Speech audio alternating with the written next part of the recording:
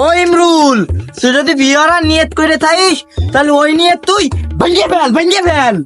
আমি তোর আব্বা যতদিন বাইসে থাকবো তোর ওই বিয়ে আমি হতে দেবো না।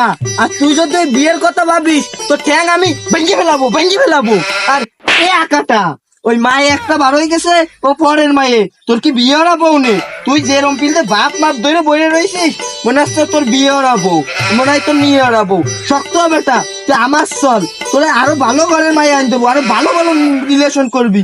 মায়ের রাজি হবে না, মায়ের মার সাথে রিলেশন করবি। হ্যাঁ হ্যাঁ আব্বা, ওর মনেই ছিল না ওর বিয়ে করাবো না, ওটা তো আমার গার্লফ্রেন্ড, তার জন্য এসব হলো। আর এমন তুই 2-3 দিন রক আর এর মধ্যে আমার আব্বা বিয়ে করাই দেবেন, তাই না আব্বা? হয় আর মান সম্মান যা ছিল তা তো সব খেয়েই দিচ্ছি, আর কার সামনে কিছু বলিস না, এবার একটু খান্ত আর কিছু বলিস না।